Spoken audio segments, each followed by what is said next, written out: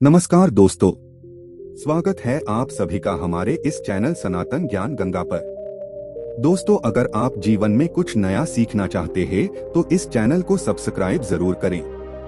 श्री शिवाय नमस्तुभ्यम। हर हर महादेव।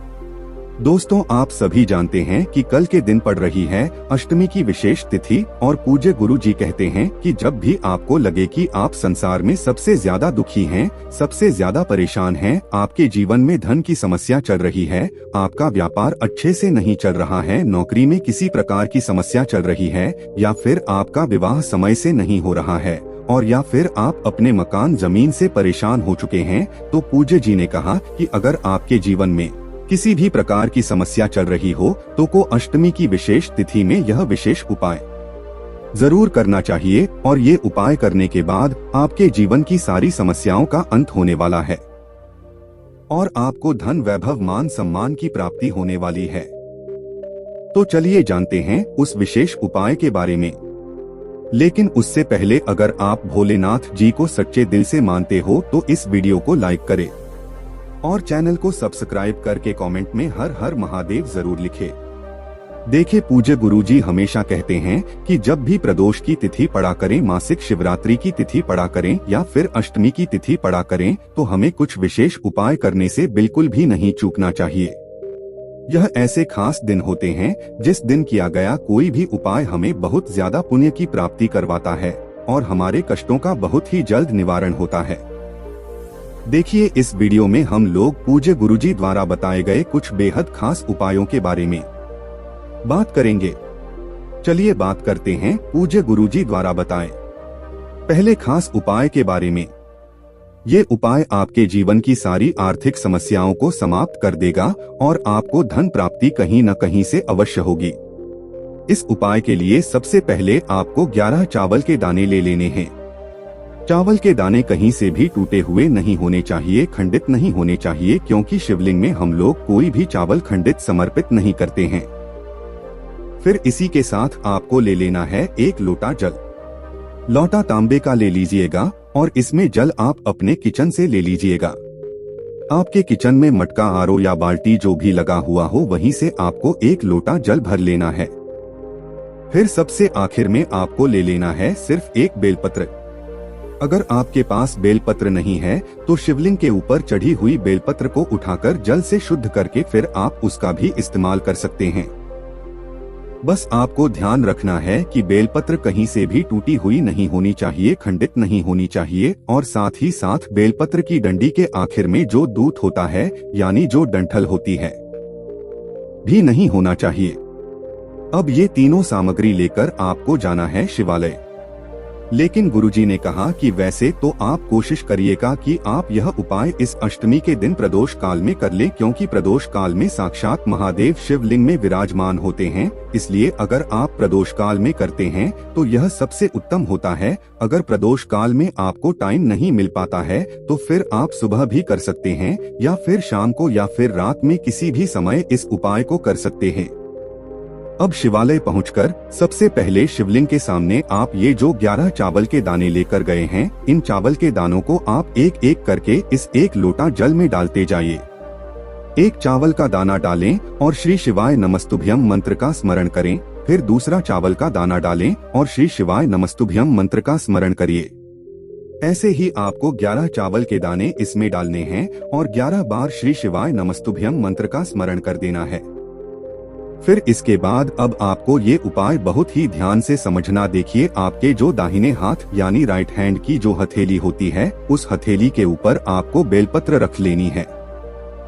बेलपत्र के डंडे का हिस्सा को अपनी तरफ रखना है और बेलपत्र की चिकनी साइड का हिस्सा ऊपर की तरफ रहेगा। फिर इसके बाद आपको इसी के ऊपर 1 लोटा जल रख लेना है। अब जैसे आपने अपने हाथ में यह रखा है, ठीक इसी प्रकार से आपको रखते हुए यह 1 लोटा जल शिवलिंग के ऊपर धीरे धीरे समर्पित करते जाना है और लगातार शिव महापुराण के मूल मंत्र श्री शिवाय नमस्तुभ्यम का स्मरण करते जाना है और साथ ही साथ शुक्रेश्वर महादेव का स्मरण कर लेंगे। जल समर्पित करने के बाद आप जो एक बेलपत्र अपनी हथेली में रखे हुए हैं, उस बेलपत्र को अभी अपनी हथेली में ही रखिए और आपकी जो भी विशेष मनोकामना है शुक्रेश्वर महादेव से प्रार्थना कर लीजिए और फिर ये एक बेलपत्र आपको माता अशोक सुंदरी वाले स्थान में समर्पित कर देना। बेलपत्र की चिकनी साइड का हिस्सा माता सुंदरी वाले स्थान पर टच करेगा और बेलपत्र की डंडी जला की तरफ रहेगी।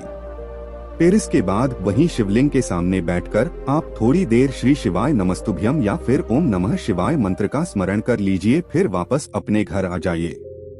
गुरु जी ने कहा कि अगर आप इस शुक्रवार की अष्टमी के दिन ये उपाय करते हैं तो यकीन मानिए आपके जीवन में धन धान्य की प्राप्ति होगी, आपका व्यापार अच्छा चलेगा और धन प्राप्ति के नए नए मार्ग आपके जीवन में खुलेंगे, जिससे आपको भी सुख समृद्धि तथा मान सम्मान की प्राप्ति होगी। अब इसके बाद बात करते हैं पूज्य गुरु जी द्वारा बताए गए दूसरे खास उपाय के बारे में। ये उपाय भी आपके जीवन में धन धान्य की प्राप्ति करवाएगा, धन प्राप्ति के नए नए मार्ग आपके जीवन में खुलेंगे। इस उपाय के लिए आपको सिर्फ एक इलायची ले ली है, क्योंकि आप सभी जानते हैं कि शुक्रवार के दिन अष्टमी की तिथि पड़ रही है और शुक्रवार का दिन माता लक्ष्मी को समर्पित होने के कारण माता लक्ष्मी को इलायची बहुत ही प्रिय होती है, इसलिए हम लोग एक इलायची ले लेंगे। फिर इसी के साथ आपको किसी पात्र में थोड़ा सा कच्चा दूध ले लेना है। आप चाहे तो 1 या 2 चम्मच कच्चा दूध ले लीजिए और पूरा पात्र जल से भर लीजिए, या फिर आप केवल दूध ही ले सकते हैं। फिर सबसे आखिर में आपको एक तांबे के पात्र में 1 लोटा जल भर लेना है। अब ये तीनों सामग्री लेकर आपको पहुंच जाना है शिवालय। पूज्य गुरु जी ने कहा कि इस उपाय को भी आप शाम को करना चाहें तो शाम को कर ले, नहीं तो सुबह करना चाहे तो सुबह कर ले। शिवालय पहुंचकर सबसे पहले आप जो एक हरी इलायची लेकर गए हैं, उस हरी इलायची को शिवलिंग के ऊपर समर्पित कर दीजिए और श्री शिवाय नमस्तुभ्यम मंत्र का स्मरण कर लीजिए। इसके बाद आप जो दूध लेकर आए हैं, चाहे दूध और जल का मिश्रण लेकर आए हों और चाहे सिर्फ दूध लेकर आए हैं, उस दूध को इस हरी इलायची के ऊपर जाकर शिवलिंग के ऊपर धीरे धीरे समर्पित करते जाइए और श्री शिवाय नमस्तुभ्यम या फिर ओम नमः शिवाय मंत्र का स्मरण करते जाइए। पूज्य गुरुजी ने कहा कि जब यह इलायची से स्पर्श किया हुआ दूध का मिश्रण शिवलिंग में जाता है तो महादेव की कृपा से हमारे जीवन की सारी दरिद्रता, सारे दुर्भाग्य समाप्त होते हैं और सौभाग्य की प्राप्ति होती है। इसके बाद सबसे आखिर में आपके पास जो तांबे का एक लोटा है जिसमें आपने जल भर रखा है, उस लोटे को धीरे धीरे शिवलिंग के ऊपर समर्पित करते जाएंगे और लगातार शिव महापुराण के मूल मंत्र श्री शिवाय नमस्तुभ्यम या फिर ओम नमः शिवाय का स्मरण करते जाएंगे। जल को बिल्कुल धीरे धीरे समर्पित करना है। पूज्य जी ने कहा कि शुक्रवार की इस अष्टमी के दिन अगर हम इस विशेष उपाय को करते हैं तो यकीन मानिए आपके जीवन में धन धान्य की प्राप्ति निश्चित होगी।